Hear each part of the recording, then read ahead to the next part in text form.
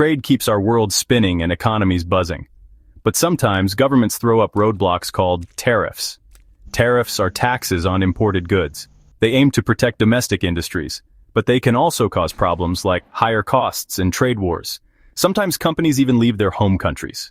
So picture this. For decades, America's trade policy was kind of like that one chill professor everyone liked. Mostly free-flowing, encouraging global partnerships. Then 2017 rolls around and a new administration struts into Washington with a giant megaphone, a very different playbook, and a motto that echoed through every policy decision: America first. Suddenly, the global trade game wasn't about holding hands and singing Kumbaya anymore. It was about America first. This meant a seismic shift, a total rethink of who America trades with, how it trades, and why. The new approach was bold. Some said brash. The core idea? That America had been getting a raw deal for too long. That other countries were taking advantage, stealing jobs, and outsmarting the US in the global marketplace. The solution, according to this new philosophy, was to get tough. To use America's economic muscle to renegotiate deals and protect domestic industries. It was like your dad suddenly deciding the family was only eating food grown in your own backyard, even if it meant a lot more weeding and way fewer mangoes. The promise was clear. Bring back manufacturing jobs, shield American companies, and make America the undisputed champ of the world economy. Simple, right? Now, how do you actually do that? How do you protect your industries in a world that's more interconnected than a spider's web in a hurricane? One of the main tools dusted off and brought to the forefront was the good old tariff. Remember those import taxes we talked about? They were back, and they were back with a vengeance. The justification often cited was national security. For instance, the argument went that relying on other countries for critical materials like steel and aluminum could be a risk if things went sour globally. Another major line of reasoning was aimed squarely at countries perceived as unfair traders, particularly China, accused of things like intellectual property theft. This wasn't just a tweak here or a minor adjustment there. This was a full-scale deployment of tariffs across a massive range of goods and targeting a whole host of countries' allies and adversaries alike. Think of it like a bouncer at a club suddenly deciding everyone needs to pay a new, hefty cover charge, and the list of who gets charged what seems to change every week. It sent shockwaves through global markets. Some cheered, seeing it as a long overdue correction. Others, including many businesses, started to sweat, wondering how this new, unpredictable era of trade protectionism would impact their operations, their costs, and ultimately, their ability to compete. The stage was set for a major economic shakeup. The first big salvos in this new trade strategy landed squarely on some fundamental building blocks of modern industry: steel and aluminum. In early 2018, the administration announced hefty tariffs, 25% on imported steel and 10% on imported aluminum. Why these metals? They are everywhere. Steel forms the skeletons of our buildings, bridges, and cars. Aluminum is crucial for everything from airplanes to soda cans. Yes, the very cans that hold your beloved fizzy drinks. The argument was that a strong domestic steel and aluminum industry was vital for national security. Can't build tanks without steel, right? The impact was immediate and widespread. Companies across the US that relied on these imported metals suddenly saw their costs jump. Imagine you run a small factory making car parts. Your main ingredient, steel, just got 25% more expensive if you were sourcing it from overseas. What do? You can try to find a domestic supplier, but they might not have the capacity, or their prices might also go up because, hey, less competition. So, you either have to absorb that extra cost, which eats into your profits, or you pass it on to your customers, which means the cars they buy get more expensive. Fun times. It wasn't just metals making headlines. Other early targets included washing machines and solar panels. Remember when it suddenly got way more expensive to buy a new washer? Tariffs were a big reason why. In January 2018, steep tariffs were slapped on imported washing machines, primarily targeting manufacturers in South Korea and China. The stated goal was to protect American appliance makers like Whirlpool. Similarly, tariffs on solar panels aimed to bolster U.S. production of renewable energy components. For consumers, this often meant higher prices for these goods. Your clean clothes and your clean energy were suddenly caught in the crossfire of international trade disputes. And here's the kicker: trade is a two-way street, or in this case, a multi-lane highway with lots of angry drivers. When the U.S. started imposing these tariffs, other countries didn't just say, oh well, fair enough. Nope. They retaliated. Canada, Mexico, the European Union, China. They all hit back with their own tariffs on American goods. Suddenly, American farmers found it harder to sell their soybeans, pork, and bourbon overseas. Harley-Davidson motorcycles faced retaliatory tariffs in Europe. The ripple effect had begun, and it was starting to look less like a strategic masterstroke and more like an all-out economic brawl where everyone was getting bruised. The main event of this trade conflict was undoubtedly with China. This wasn't just a skirmish, it was a full-blown economic confrontation. The U.S. accused China of unfair trade practices. Massive tariffs under Section 301 of the Trade Act of 1974 followed. The scale was staggering, affecting hundreds of billions of dollars worth of goods. This tit-for-tat escalation quickly earned the name trade war. Businesses were caught in the middle, facing uncertainty and higher costs. So we've talked about steel, aluminum, washing machines, and this massive tariff battle with China. The impact of these trade policies didn't stop there. It wasn't just about the big-ticket items or the goods directly named in the tariff lists. The effects rippled outwards, often in ways people didn't immediately connect to the word tariff. A tariff on steel doesn't just affect steel producers. It affects companies that make cars, companies that build buildings, and companies that package their drinks in aluminum cans. These are what economists call intermediate goods, the unsung heroes of the manufacturing world. These tariffs created an incredibly complex and often frustrating maze for businesses. It wasn't just about the extra cost of the tariff itself. There was the added expense of figuring out which products were affected, how much the tariff was, whether you could apply for an exclusion, which was a whole bureaucratic saga in itself, and managing the uncertainty of it all. Supply chains that had taken years, even decades, to build and optimize were suddenly thrown into disarray. Companies had to spend valuable time and resources not on innovation or growth, but on simply navigating this new, hostile trade landscape. It was an operational headache of epic proportions, and it wasn't just manufacturers feeling the pinch. The agricultural sector, a huge part of America's export economy, got hammered by retaliatory tariffs. China, for example, was a massive buyer of U.S. soybeans.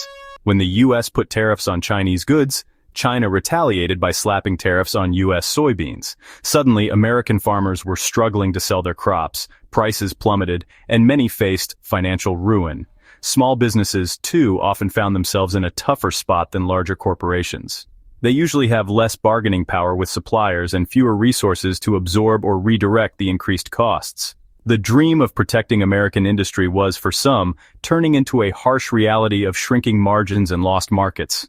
This brings us closer to understanding how a global giant like Coca-Cola, a company synonymous with America itself, could find itself in such a bind. You might think, it's just a soda company. How bad can tariffs on aluminum be?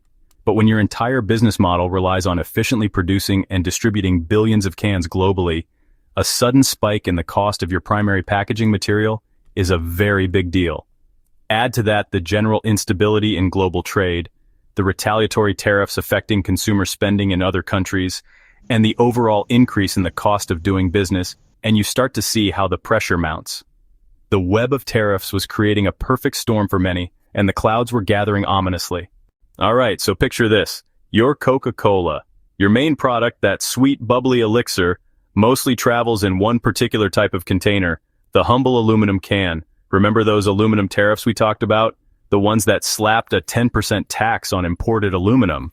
For a company that churns out billions of cans every year, that 10% isn't just a small bump in the road. It's more like a Mount Everest of new costs, suddenly appearing on your financial horizon. Coca-Cola and its bottling partners use an astronomical amount of aluminum.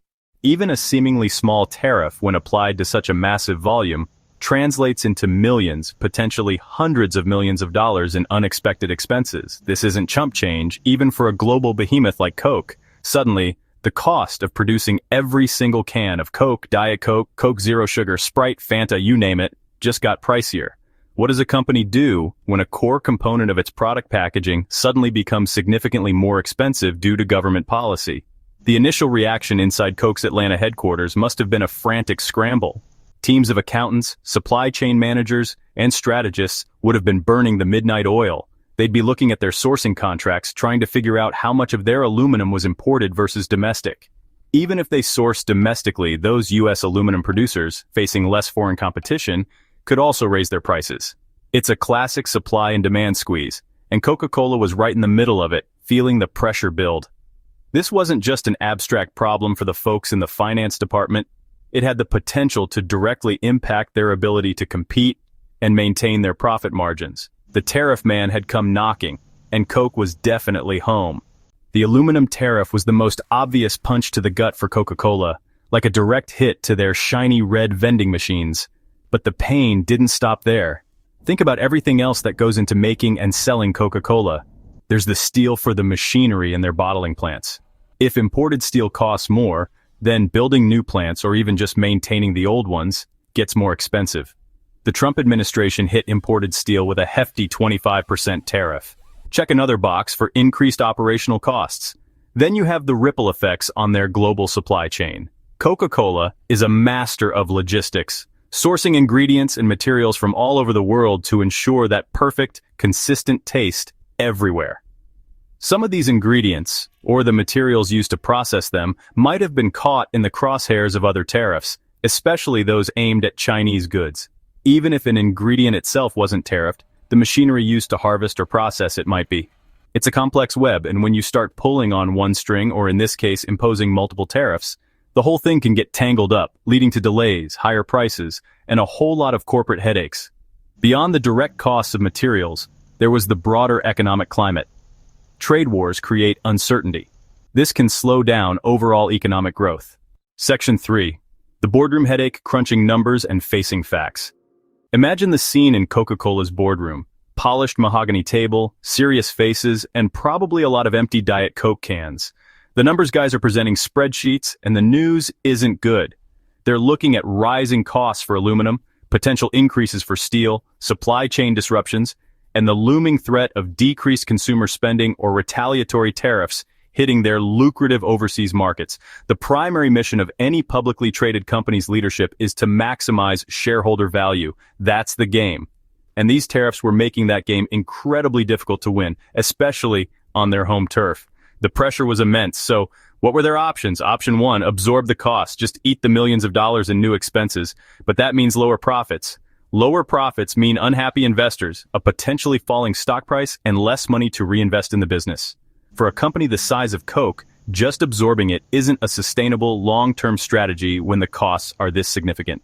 Option 2, pass the costs on to consumers. Hike up the price of a can of Coke. But that's risky too. Consumers are price sensitive. If Coke becomes noticeably more expensive, people might switch to cheaper alternatives or just drink less soda. Section 4. Packing up the bubbles, the unthinkable announcement. After months, maybe even a year or more, of wrestling with these new economic realities, the day arrived. The day the Coca-Cola Company, an entity as American as Mount Rushmore, and an eagle eating a hot dog, made an announcement that sent shockwaves not just through the business world, but through the cultural fabric of the nation.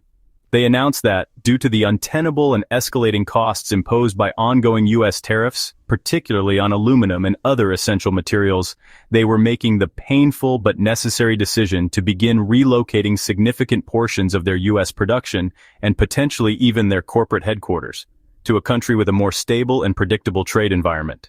The statement would have been carefully worded, full of corporate speak about optimizing global operations and ensuring long-term shareholder value. But the subtext was crystal clear. America, your trade policies are forcing us out. They would have emphasized their long history in the U.S., their commitment to their American workforce, while simultaneously explaining the upcoming job losses, and their regret at having to make such a drastic move. They'd likely point out that they weren't just a business, but a brand beloved by millions of Americans, making the decision even more agonizing.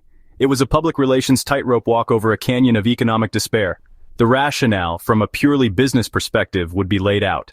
They'd argue that to remain competitive globally, they couldn't afford to operate with one hand tied behind their back by domestic tariffs that their international competitors didn't face in their own primary markets. They needed access to raw materials at globally competitive prices. If their home country was making that impossible, then, with a heavy heart, they had to look elsewhere. The decision wasn't about a lack of patriotism, they'd contend, but about economic survival and fulfilling their fiduciary duty. The immediate fallout would be immense. Section 1. The tariff tax tally. Who really pays the piper? Tariffs get announced with a lot of fanfare. We're taxing China. We're making other countries pay. It sounds tough, Like America is finally collecting dues from the rest of the world. But here's the dirty little secret, the economic sleight of hand.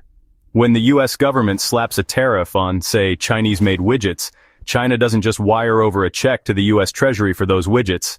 That's not how it works, not even close.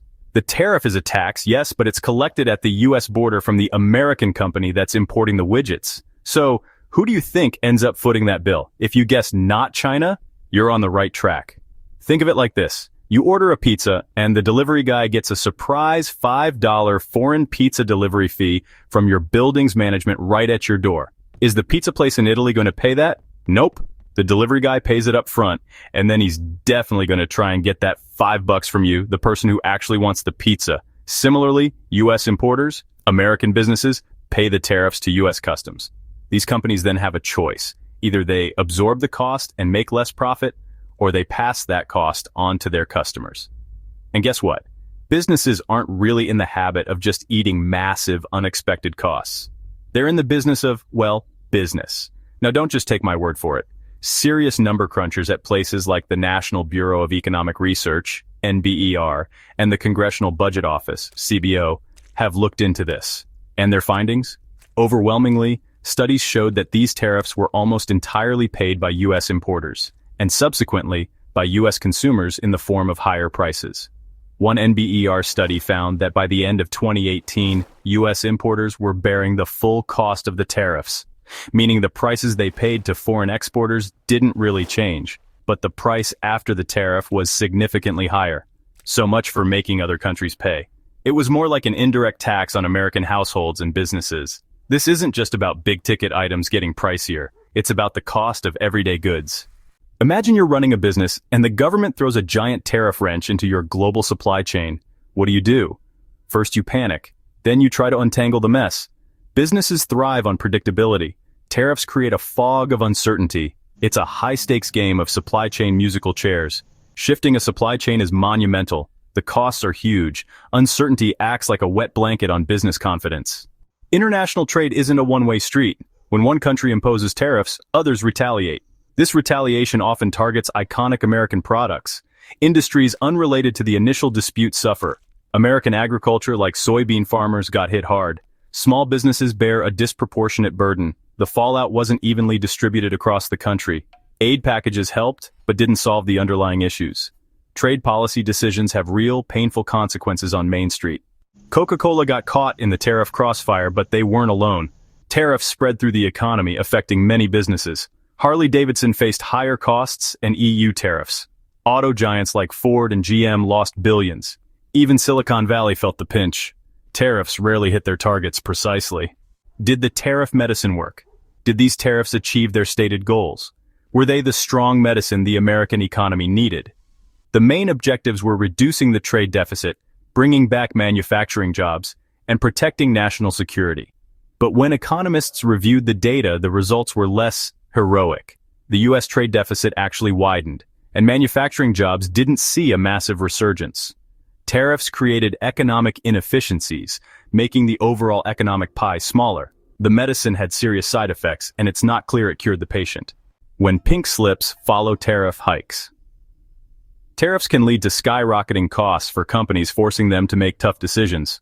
Often this means layoffs. The human cost is real. Jobs are lost. Families are affected. Higher costs can lead to lower production or slashing expenses. Labor is often the biggest line item. It's a brutal equation. Think about the ripple effect. Entire communities can be torn apart. Local businesses suffer, tax bases shrink. It's a domino effect of economic despair. Section 2. Innovation on ice. How tariffs freeze progress.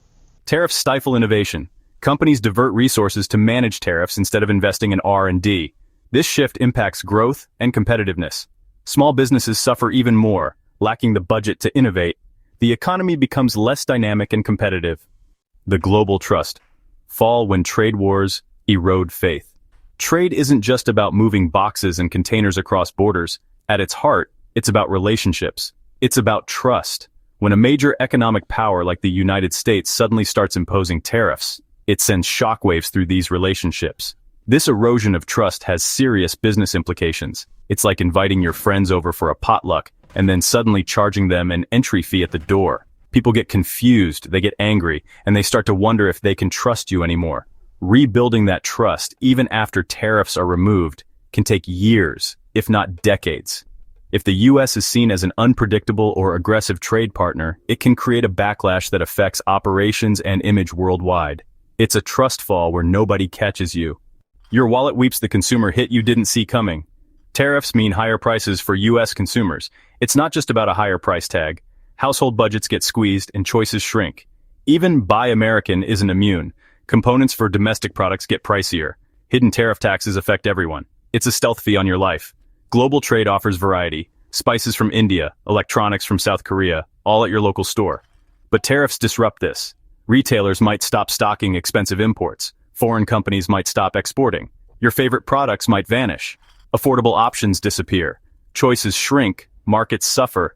Consumer welfare erodes. Let's hear from a consumer advocate. Sarah Chen, Director of Consumers First Alliance. Tariffs are sold as job protection, but act as a regressive tax. Lower-income families suffer most. They spend more on everyday goods. Small price increases add up. Affordable alternatives vanish. Quality of life decreases. Trade policies burden the poor. The least affluent feel the pinch. Now connect this back to our Coca-Cola drama. If Coke moves production and imports back, facing new tariffs, or if domestic costs stay high, who pays? You do, at the checkout counter. Maybe your six-pack costs more. Maybe new flavors never make it to market. You pay more, get less choice, and brands are caught in a political tug-of-war. Section 5. The experts speak. Deciphering the tariff tea leaves. Experts express concerns about tariffs, noting they often create more collateral damage than intended. They hit domestic industries and consumers hard. Diplomatic negotiation usually yields more sustainable results. Tariffs can stifle innovation and harm communities. The tea leaves, for many, suggest a bitter brew. Section 1. The flat soda reality. When protectionism pops the wrong bubbles. We've navigated the turbulent waters of international trade and tariffs. The idea was to put America first, to shield our industries. But the reality is messier than a simple campaign slogan. Building economic walls can push our biggest players out. If even Coca-Cola feels the squeeze, what does that say? Economic actions have reactions, often complex and far-reaching. Section 2. Beyond the iconic can lessons for the American hustle. What's the takeaway for American businesses watching a titan like Coca-Cola wave goodbye? It's a massive moment. No one is too big or too American to be immune from these pressures. CEOs and entrepreneurs must examine their vulnerabilities. How reliant are they on global supply chains? How exposed are they to tariff hikes? It's a wake-up call to build resilience. Businesses face a brutal calculus. Loyalty versus survival. Companies have a duty to shareholders, not just patriotism. Capital will seek more hospitable environments. It's about global pressures, not being un-American. It's a high-stakes game of economic Jenga. America's reputation as a stable place to invest is at risk. The U.S. was the gold standard. Sudden trade policy shifts erode confidence. Investors crave certainty. They need to plan for the future. Constantly changing rules make long-term investment risky. The Made in America tag might become a harder sell. The American hustle involves a tricky balancing act. Businesses might need to diversify their supply chains. They might need to advocate for stable trade policies. Policymakers must listen to business concerns. Otherwise, more companies might consider a change of address. Section 3. Quenching the future. A new recipe for American prosperity. Looking ahead, after a shockwave like a hypothetical Coca-Cola exit, what does this mean for the future of American business and our place in the world economy? It's a critical juncture. Do we double down on the policies that led to this point, building higher walls and daring other companies to leave? Or do we take a long, hard look in the mirror and ask if there's a better way to achieve our economic goals? A way that doesn't involve alienating our allies, punishing our consumers, and potentially driving away our own iconic brands. The choices made now will resonate for decades, shaping the landscape for generations of American entrepreneurs and workers. One path involves recognizing that in a deeply interconnected global economy, going it alone is rarely a winning strategy. Prosperity in the 21st century is often built on collaboration, on strong international partnerships, and on rules-based trade that, while not always perfect, provides a measure of predictability. Rebuilding trust with trading partners, engaging in careful negotiation rather than unilateral tariff actions, and focusing on America's inherent strengths, innovation, a skilled workforce, and strong institutions, could be a more sustainable recipe for long-term success. It's about being smart and strategic, not just loud and disruptive, in the global economic arena. The potential long-term consequences of continuing down a path of high tariffs and trade antagonism are significant. We risk not just the departure of more companies, but also a slower pace of innovation as resources are diverted to navigating trade barriers. We risk higher prices for consumers, eroding their purchasing power. We risk being isolated in a world where economic blocks are increasingly important. And we risk damaging America's image as a leader in global economic progress. This isn't just about dollars and cents. It's about our influence, our competitiveness, and the kind of economic future we want to build for ourselves. Ultimately, the story of Coca-Cola's hypothetical flight should serve as a potent cautionary tale. It underscores that even the strongest symbols of American enterprise are not immune to the consequences of policy.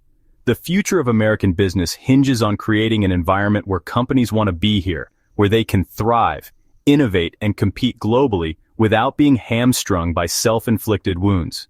It's about finding that sweet spot, policies that protect legitimate national interests while still fostering the open, dynamic, and predictable economic conditions that allow American ingenuity to truly quench the thirst of the world, and in doing so, secure our own prosperity.